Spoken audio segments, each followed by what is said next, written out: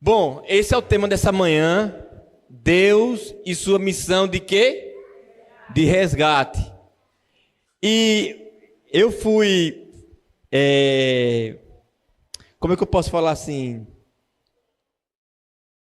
Eu fui surpreendido essa semana com um colega meu que entrou em contato comigo, o Josias, sobre um sermão que ele estava querendo montar. Ele já estava umas ideias em mente, por causa do estudo lá de teologia lá. E só que essa lição dessa semana ajudou ainda mais a despertar nele, vamos dizer assim, o Espírito Santo, colocar nele a ideia de montar esse sermão. E aí a gente fez uma ligação, foi na terça-feira, até eu tive que interromper a ligação e passar o estudo das crianças e depois voltar para o desenvolvimento do sermão, né? E aí o sermão foi montado, mandei para ele, está dando os últimos toques, mas foi muito bom ter essa conversa. Inclusive, eu vou colocar no grupo lá vou colocar lá uma parte da nossa conversa lá no grupo dos pregadores, para vocês entenderem como é que foi o nível da conversa lá, viu? Então, esse é o tema dessa manhã, Deus e sua missão de resgate. Eu começo o sermão com uma introdução falando de Deus, né, da Trindade, no sentido de governância, de governo. Se você abrir a sua Bíblia aí em Gênesis, no capítulo 1, se você abrir a sua Bíblia em Gênesis, no capítulo 1, você vai perceber uma coisa muito importante. Se você ler tanto o capítulo 1, como o capítulo 2,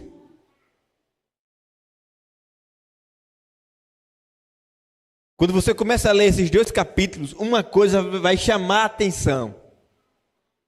Uma coisa se destaca nesses dois capítulos, que é Deus como governante soberano, e é Ele que vai definir o que é bom. É Deus quem vai dizer aquilo que Ele está fazendo, mas quando Ele termina de fazer, Ele faz uma colocação muito importante, que é, e Deus disse que era bom. Tem uns versículos que eu separei aqui, não vou ler, mas só para você entender, lá no capítulo 1, o versículo 10, o versículo 12, o versículo 18 e o versículo 21, esses versículos, eles sempre vão ter uma finalidade, onde Deus vai falar que aquilo que Ele havia feito era bom. Agora imagine uma coisa que Deus fala que é bom, então o negócio é o quê? É bom mesmo. Né? Se Deus fala que Deus diz, ó, criou Deus a luz, e viu Deus que a luz era boa, então o negócio é excelente, Cristina. Porque aquilo que Deus fala que é bom, de fato, é muito bom. Só que além de Deus colocar a ênfase daquilo que é bom, Ele também vai colocar aquilo que não é bom. Era esse. Deixa eu olhar aqui no outro aqui que eu coloquei. Quando você abre a sua Bíblia, no capítulo 2, lá, vai ter aquela parte onde Deus diz assim, que o homem não deveria comer do fruto do conhecimento do bem e do mal. Porque se ele comesse, ele certamente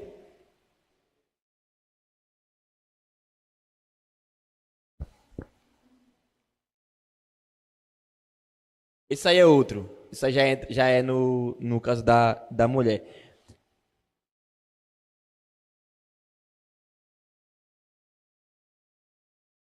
Só um minutinho aqui.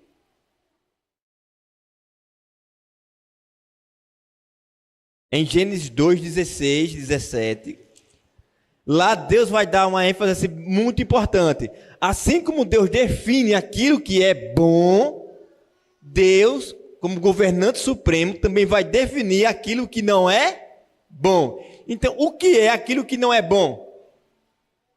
Eu coloquei como mal. Então, é Deus, como governante supremo, que vai falar para o ser humano aquilo que é bom e aquilo que não é bom. Sabe como e quando começa o problema aqui? E aí?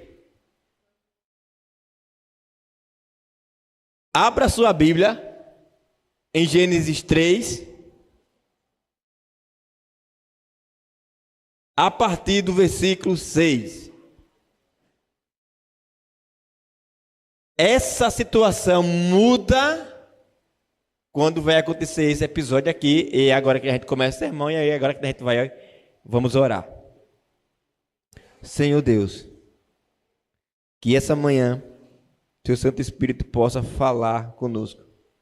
Nunca passou pela minha mente pregar esse sermão, até porque esse sentimento, esse desejo não nasceu no meu coração, nasceu no Teu, mas o Senhor colocou no coração de uma outra pessoa. E o Senhor me convidou para fazer parte desse processo de estruturação, para que eu pudesse compartilhar com todos os Teus filhos que estão aqui essa manhã.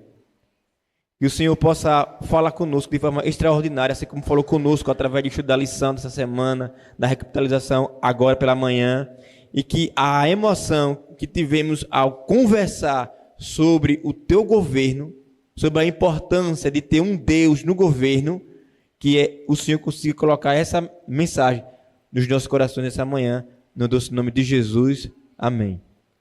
Vamos lá. A questão começa a mudar aqui, ó. Quando a mulher viu que a árvore era o quê? Boa. Para quê? Para alimento, atraente aos olhos e desejável para dela se obter sabedoria, tomou do seu fruto e o comeu. Também o deu ao seu marido que estava com ela. E ele fez o quê? Aqui nós temos uma importante informação. Eva olhou para o fruto e ela julgou. Ela passou a governar agora. Ela disse que era bom. Mas o que foi que Deus disse com relação ao fruto? Deus disse, olha, não coma desse fruto, porque ele não é bom. Porque no dia que você, de fato, comer desse fruto, certamente você irá o quê? Morrer. E ela agora vai julgar, ela vai tomar o lugar de Deus e vai dizer o quê? Não, esse fruto não é mau. Esse fruto é bom, ele é até atraente aos olhos. E ele é desejável para se obter o quê? Sabedoria. Aqui nós temos o início do ser humano ocupando o lugar de quem? De Deus. Agora Eva está tomando a posição de Deus, dizendo, eu sei o que é bom. E esse fruto não é mau, coisa nenhuma. Esse fruto é bom. Primeiro, porque ele é um alimento bom para se comer. Segundo, ele está me atraindo, ele é bonito. Terceiro, e ele vai me dar o quê?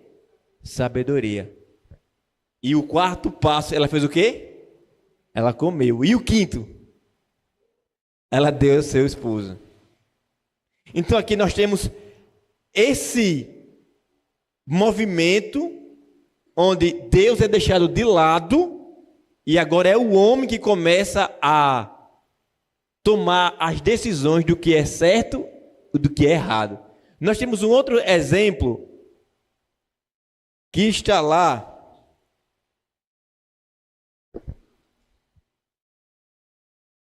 em Gênesis 16, versículo 3. Olha que interessante, quando você abre a sua Bíblia lá em Gênesis 16, versículo 3, nós vamos ver uma outra pessoa também tomando o lugar de Deus, de definir o que deve ser feito para que a coisa venha acontecer da melhor maneira possível. O tópico que eu coloquei ali em cima, não me leve a mal, mas é uma verdade. A mulher toma o lugar de quem? De Deus. Todo mundo achou? Amém? o versículo diz assim: então Sarai, ou Sara, a mulher de Abrão, ou Abraão, tomou quem? Agar, a sua serva egípcia, e a deu a Abrão, o seu marido, como mulher. Isso aconteceu quando já fazia 10 anos que Abrão vivia em onde? Em Canaã. Então, se você for ler a história, você vai entender que Sara, vou colocar Sara. Sara quis dizer assim: eu vou resolver essa situação da promessa. O Senhor me negou o direito de ser mãe.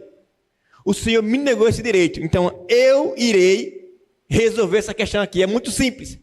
Vou chamar essa mulher aqui, que é minha escrava, e vou pedir ao meu marido, olha só, mulheres casadas aí, proposta boa, para que ele se deite com essa minha funcionária e ele vai ter um filho com ela, e essa criança vai ser o quê? Meu filho. Olha a ideia. Deus disse que Abraão teria um filho com quem? Com ela. Mas ela, se você ler o texto, ela vai dizer assim: Deus esqueceu de mim, Deus não me deu esse direito, então eu vou resolver aqui. E ela está tomando o lugar de quem? De Deus. Qual foi a consequência disso aqui? Eu coloquei aqui. A escrava passou a ficar indiferente com ela. Eu tenho um filho e você não. Segundo passo, isso causava um desprezo nela. E ela ficou com o quê? Com inveja daquela situação. E o resultado final foi que nós temos duas nações, Ismael e quem? Isaac, que são o quê? Rivais. Porque o homem decidiu fazer o quê? Governar. Decidir o que é bom para a sua vida. E quando o homem decide o que é bom para a sua vida, o que acontece? Mas a história não parou aqui. Ela vai continuar. E o interessante, irmãos, quando chegamos nessa parte, o mal se repete ao longo da história. Nós vamos para Gênesis 6. E quando chegamos em Gênesis 6, olha que coisa extraordinária você vai ver na sua Bíblia. No versículo 2...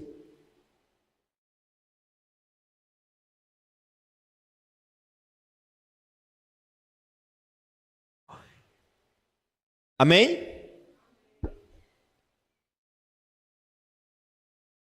Olhe isso aqui.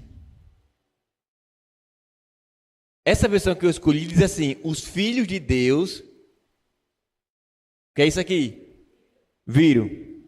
Foi o que Eva fez. E viu Eva que o fruto era o quê? Que as filhas dos seres humanos eram o quê? Quantos verbos nós já temos aqui? Mas é o verbo no hebraico. Hein? E dentre elas tomaram por mulheres, as quais eles fizeram o quê? Os mesmos verbos que aparecem no original lá, quando Eva está tomando a decisão de comer do fruto, são os mesmos verbos que aparecem quando os filhos de Deus tomam as filhas dos homens por esposas. Os mesmos. E o que aconteceu aqui? Lembra da história de Nimrod? Isso se repete aqui. Você sabe que tipo de relacionamento é esse?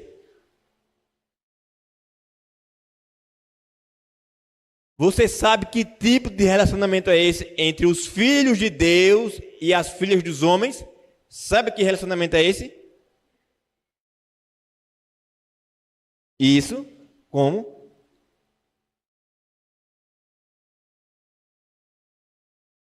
Aqui, irmãos, os filhos de Deus estavam casando com as filhas dos homens, não como a decisão que Deus pediu que Abraão tomasse com Isaac.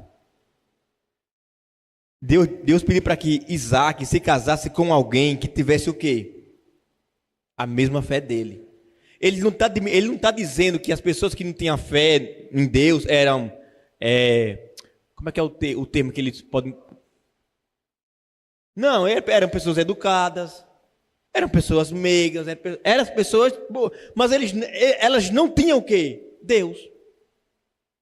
A questão aqui, a preocupação de Abraão era que Isaac casasse com alguém que tivesse a mesma fé dele. Porque qual é o objetivo de Deus aqui? Que surgisse uma nação com um propósito só, de adorá-lo. E aqui quebra-se o plano de Deus, aqui nesse episódio, porque os filhos de Deus rejeitaram as filhas de Deus e buscaram na aparência física e qualquer outra coisa as filhas dos homens, mas não tinham espiritualidade aqui. E o resultado foi a tragédia que Deus teve que silenciar com o dilúvio. Então nós temos aqui, mais uma vez na história, aqui se repetindo o mesmo erro de Eva lá atrás. Desejável aos olhos, atraente. E o ser humano toma o lugar de quem? De Deus. E aqui nós temos o mal em sua força plena. Gente, dá para você entender aqui que Deus não tolerou o mal que acontecia aqui e fez chover e destruiu a terra por causa da iniquidade, a maldade do ser humano. A gente continua e nós vamos para esse exemplo aqui, ó. A experiência de Adão continua com quem? Com Noé. Em que sentido? A foto já diz tudo. O que é que Noé está fazendo, Alice? O que é que Adão está fazendo? Olha só que interessante aqui. Lá em Gênesis 3, versículo 7.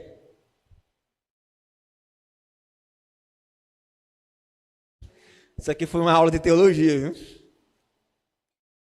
É apenas a meditação. 3, versículo 7. Amém? Olha só aqui, ó. Então os olhos dos dois se viram o quê? E perceberam que estavam nus. Por isso, entrelaçaram folhas de figueira e fizeram algo para cobrir-se. Quando Adão comeu do fruto, ele percebeu, ele sentiu que ele estava o quê? Nu. O pecado que entrou nele, porque naquele momento, fez com que ele perdesse a glória que o cobria. E qual era a glória que o cobria? A glória de Deus. E quando ele comeu, quando ele desobedeceu a Deus, quando ele julgou que comer o fruto estava certo e não deveria desobedecer a Deus, automaticamente ele perdeu o quê? A glória. E quando perdeu a glória, chegou a vergonha. Quando você vai para a história de Noé, no capítulo 9, versículo 20 e 21, diz que Noé, que era agricultor, foi o primeiro a plantar o quê? Uma vinha. Ele cultivou a vinha e depois bebeu do vinho, embriagou-se e ficou nu dentro de sua tenda. E nós temos aqui, ó, a mesma coisa. Adão come o fruto e fica nu. Noé cultivou a fruta, fez o vinho, tomou e ficou o quê? Nu. E nós temos aqui esses dois exemplos de que o ser humano, quando está exercendo governo, autoridade, quando ele ocupa o lugar de Deus, a situação do ser humano é de mal a pior. Você já parou para pensar nas decisões que você já tomou na sua vida? Elas estão te aproximando de Deus? Quantas vezes você está lendo a palavra de Deus por dia? Quantas vezes você está tendo contato com o sagrado? Voltando para uma experiência aqui, ó. Aqui, ó. Eu quero que vocês aqui. Todas as vezes, agora um exemplo meu. Todas as vezes que eu decidi fazer a minha escolha e deixei de lado a escolha que era mais correta fazer diante do céu, esse que vos fala, só passou vergonha. Quanto mais eu governava a minha vida, quanto mais eu fazia aquilo que eu achava que era coerente, ignorava a voz do Espírito Santo, dizendo, não faça, não vai dar certo. Toda vez que eu tomava o controle da minha vida, eu só, o quê? Perdia. E quando eu digo perder, irmãos, eu não estou falando de bens materiais, eu estou falando de perder a presença de Deus, porque o que o pecado faz com a gente é tirar a gente da presença de Deus. Quando eu decidi criar vergonha, essa é a palavra correta, eu tenho que criar muita vergonha, e começar a fazer aquilo que Deus pede, o que acontece? O jogo muda. Porque você agora não está mais caminhando no território do inimigo. Você está caminhando agora no território do seu pai. E quando você volta para cá, o seu pai está lá de braços abertos, com um anel no dedo, um anel na mão e uma capa especial para você. Porque você não é escravo, você é filho. Mas muitas das vezes as minhas escolhas me levaram para a escravidão do pecado. E quando eu decidi voltar para cá, Deus me aceitou de braços abertos. E nós temos uma direção agora aqui que fala o seguinte: não faça, não governe a sua vida, amém? Deixe Deus governar a sua vida. Não julgue aquilo que é certo ou errado, desde que Deus assim o faça. E Deus deixou a resposta nas suas mãos, na Bíblia, amém? Deixe Deus te governar, porque todas as vezes que nós governamos, nós fracassamos, nós entramos em maus bocados. E Deus não deseja que a gente viva assim, nessa situação. Mas o nosso Deus é um Deus que nos ama. Que apesar das nossas más escolhas e dos resultados dessas más escolhas, Ele não desiste de você. Olha o que vai acontecer daqui para frente. Daqui para frente, nós vamos ver o trabalho de Deus para resgatar o ser humano, e ele começou aqui. Quando você vai lá para Gênesis 10, 32, que foi aquilo que a lição discutiu essa manhã, e vou até adiantar aqui, o capítulo 10 está falando da expansão dos descendentes de Noé após o dilúvio, e no versículo 32, as nações já estão o quê? Formadas. Ela fala assim, ó, estes são os clãs dos filhos de Noé, distribuídos nas suas nações, conforme a história da sua descendência. Deles, os povos se dispersaram pela terra após o quê? O dilúvio. Então o povo foi o quê? Se espalhou pela terra. Só que esse povo, quando se espalha, esse povo não está fazendo aquilo que Deus deseja. E é aqui que a história vai mudar. Porque aqui, ó, em Gênesis 12, a partir do versículo 1, faz o seguinte: então o Senhor disse a Abrão: saia da sua terra, do meio dos seus parentes e da casa do seu pai, e vá para a terra que eu lhe mostrarei.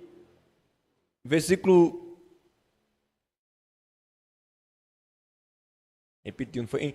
Aí o versículo 2 fala assim: farei de você um grande povo e o abençoarei, tornarei famoso e o seu nome, e você será uma bênção. Abençoarei os que o abençoarem, amaldiçoarei os que te amaldiçoarem. Por meio de você, todos os povos da terra serão o quê? Abençoados. Então esse era o plano original de Deus para resgatar a sua governabilidade nesse mundo. Era através da semente que ia ser gerada entre Abraão e Sara, Deus iria criar uma grande nação, e essa nação seria a voz de Deus no mundo. Por isso que era essencial que a esposa de Isaac fosse da mesma linhagem espiritual, não apenas carnal. Ela tinha que crer no Deus que criou todas as coisas. Ela tinha que descansar no sétimo dia. Então, essa era a preocupação de Abraão para o casamento de Isaac. Alguém que fosse da mesma linhagem espiritual. E esse tem que ser o nosso pensamento também hoje. E aqui eu coloquei essa foto aqui, ó. Por que eu coloquei essa foto aqui? Vamos lá em Deuteronômio 4, a partir do versículo 5.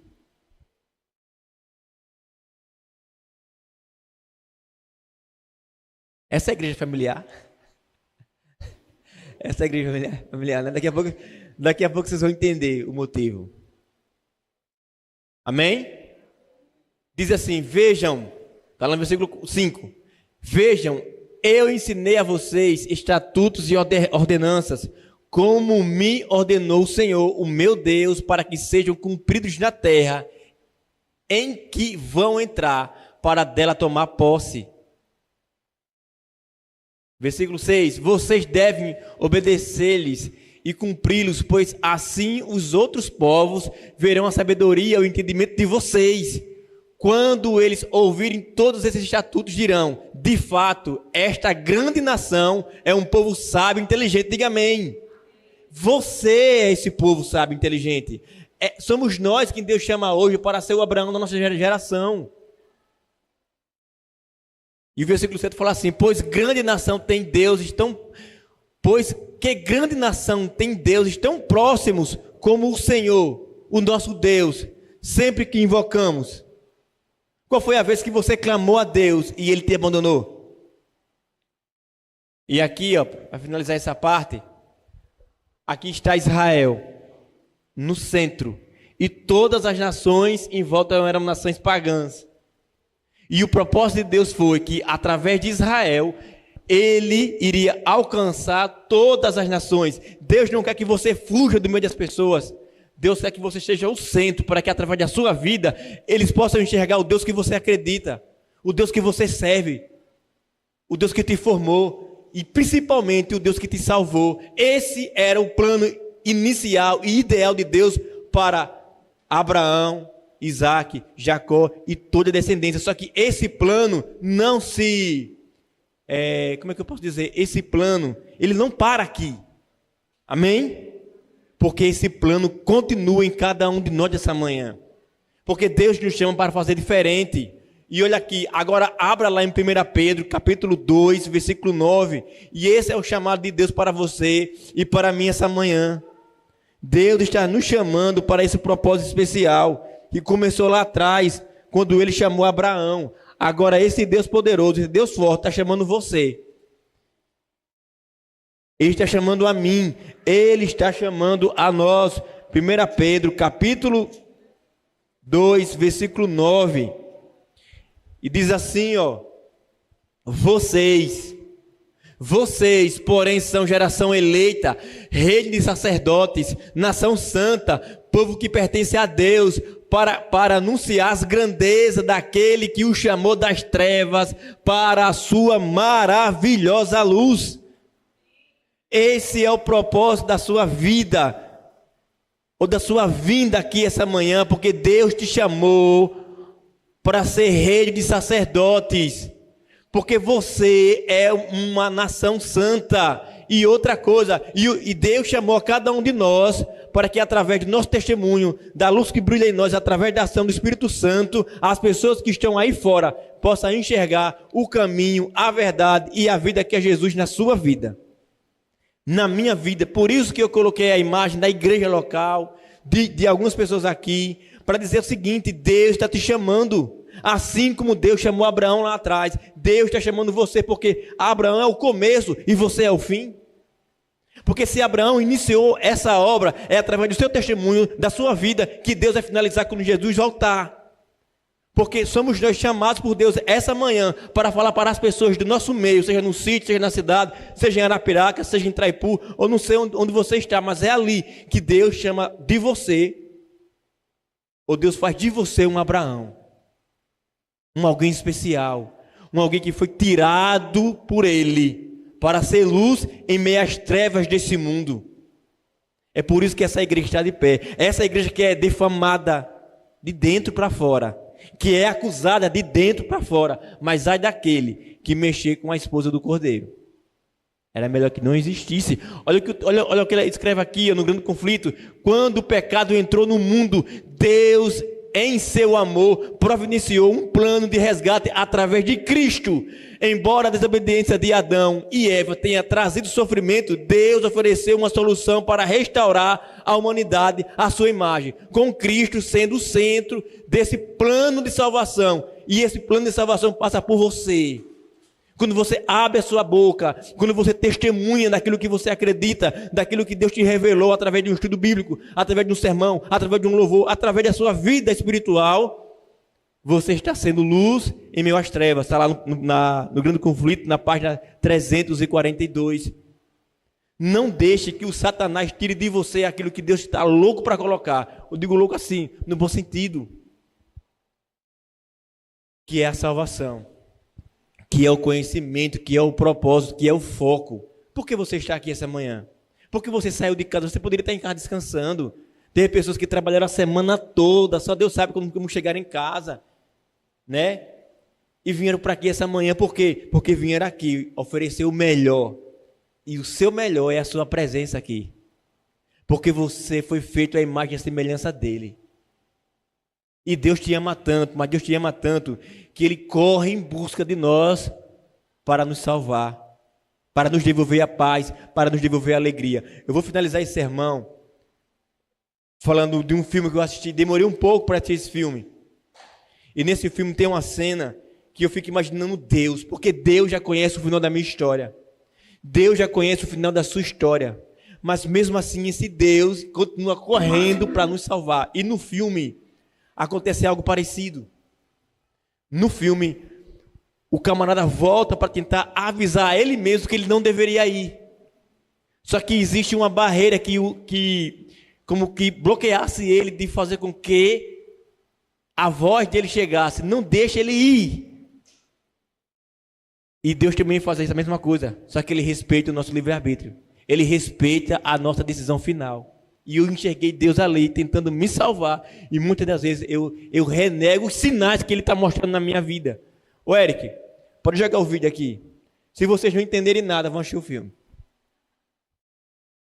Faz ele ficar. Ele está tentando avisar ele mesmo que ele não deveria sair de casa. Que ele não deveria deixar os seus filhos.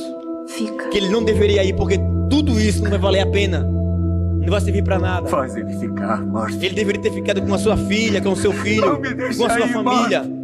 Mas ele quis salvar o mundo. Mas esqueceu da sua casa. Não me deixa aí, mano. E ele tenta avisar ele, não vá, não vá. Só que existe uma barreira de tempo. E ele não consegue. E eu entendo assim que muitas das vezes Deus toca no meu coração, toca no seu coração para a gente não pecar. Mas Ele respeita o nosso livre-arbítrio e cria-se uma barreira. Porque Deus respeita a sua decisão final. Deus nunca vai pegar você pelo braço e vai puxar e dizer, não, você não deve fazer isso. Ele vai apelar ao seu coração. Mas a última escolha sempre será sua, sempre será minha, sempre será nossa. E quando eu vi esse filme, o Espírito Santo ficou falando comigo, Diego, eu tô louco para lhe salvar. Mas muitas das vezes você está louco para se perder. Só que entre a minha vontade e a sua vontade, eu sempre vou respeitar o livre-arbítrio. Eu quero salvar você. Mas infelizmente, ou felizmente, eu tenho que respeitar a sua decisão. Você não pode estar nos céus sem a sua vontade. Eu não posso forçar você a chegar ao céu sem você desejar estar lá. E as minhas ações, muitas das vezes, não me levam ao céu, mas me tiram dele. Quando eu assisti esse filme, eu entendi como Deus sofre assistindo o filme, muitas das vezes que ele já sabe o final, e ele diz, mesmo assim, ele decide tentar nos salvar, mesmo sabendo o final. Mas o final não é Deus que escreve, é você. Que essa manhã, cada um aqui possa escolher o melhor de todos os finais, que é estar sob a orientação e a direção do Espírito Santo. Que Deus te abençoe, que Deus te guarde. Vamos louvar?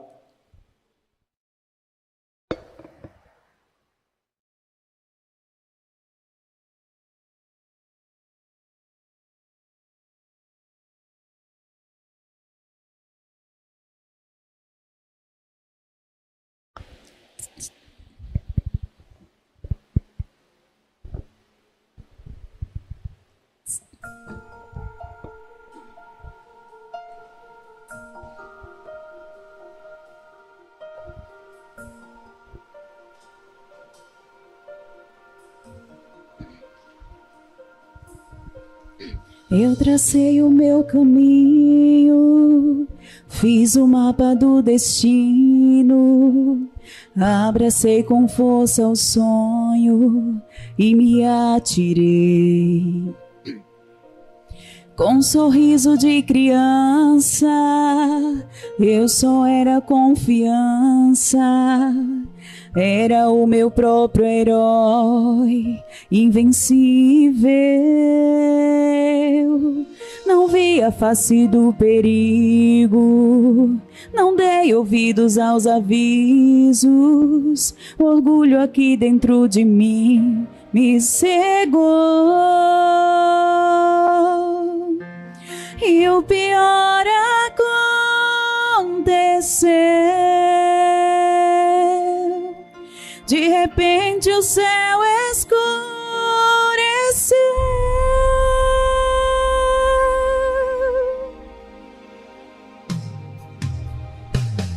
Eu estava lá no frio, quase já desfalecido, e lutava bravamente pra sobreviver. Não sabia que ele havia se lançado num abismo, arriscado a própria vida pra me salvar. E ele não levou em conta meus atos tolos, minha afronta. O seu amor foi mais além, foi maior. Entregou sua vida por mim, o seu sangue verteu por mim. Era para ser eu, era para ser eu. Eu estava condenado e ele veio em minha direção. Era para ser eu, era para ser eu. Eu só merecia a morte, sua vida ele me deu. Por seu sangue hoje tenho vida, fui sarada por suas feridas. Ele me encontrou. Era para ser eu, era para ser eu. Eu estava condenado e ele veio em minha direção. Era para ser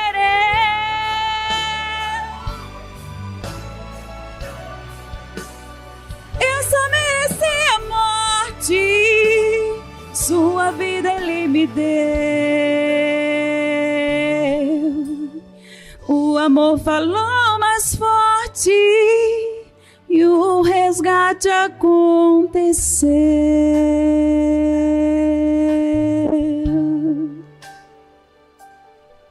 Glória a Deus. Amém. A história diz que no princípio Deus criou os céus e a terra era sem forma e vazia. E Deus criou o homem à sua imagem e à sua semelhança. E a pessoa que molda o bonequinho Adão era Jesus. O Deus que conversou, que chamou Abraão para ser pai de uma grande nação, a pessoa era Jesus. E a pessoa que estava na cruz, que morreu por mim e por você, era Jesus. Foi Jesus.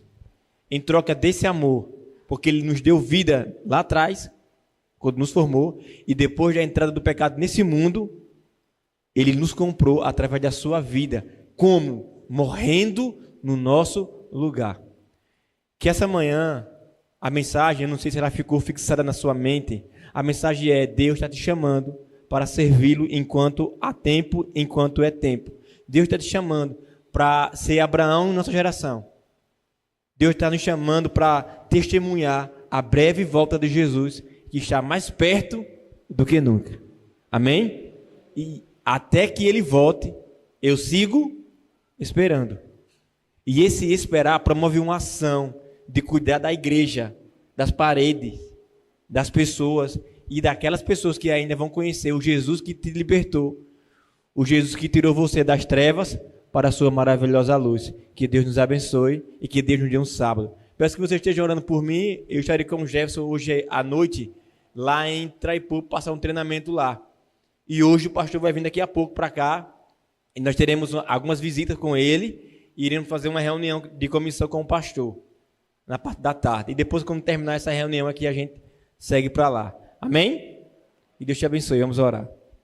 Querido Deus, muito obrigado, Pai, porque o Senhor nunca desistiu dos teus filhos. O Senhor nunca desistiu de nós. Obrigado pela semana que o Senhor nos concedeu com vida, com saúde, com bênção, com proteção. Temos roupas para vestir, calçados para calçar, comida para nos alimentarmos. E tudo isso o Senhor nos proporcionou, Pai. Tivemos recursos para pagar nossas contas e temos recursos para receber. Obrigado pelo zelo, pelo teu carinho. Obrigado pela família que o Senhor nos concedeu. Obrigado pela família espiritual. Obrigado por esse tempo, pelas pessoas que estão se trabalhando, envolvidas em tornar esse lugar ainda mais amável, ainda mais aconchegante. Obrigado, Senhor Deus, pelas pessoas que têm um desejo no coração de te servir, seja com uma mão de obra, seja através de um recurso, que o Senhor continue abençoando essas pessoas, para que a cada dia mais cresça no coração delas o desejo de te servir, de oferecer para ti o melhor. Que a nossa vida seja um reflexo do teu evangelho, que a nossa vida possa apontar para a breve volta de Jesus. E enquanto possamos viver, enquanto possamos respirar aqui na terra, que as pessoas olhem para nós e enxerguem em cada um de nós o rosto de Jesus. Obrigado por tudo, Pai. Perdoa nossos pecados.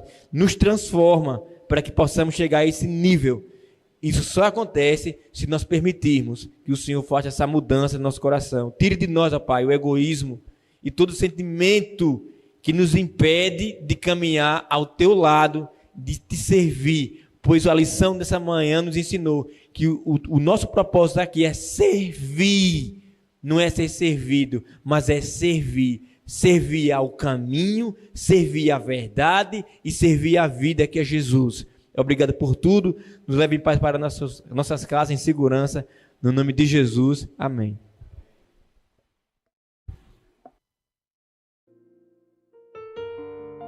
Penso em como eu estarei quando encontrar meu Senhor. Os meus olhos verão o Rei, seu olhar de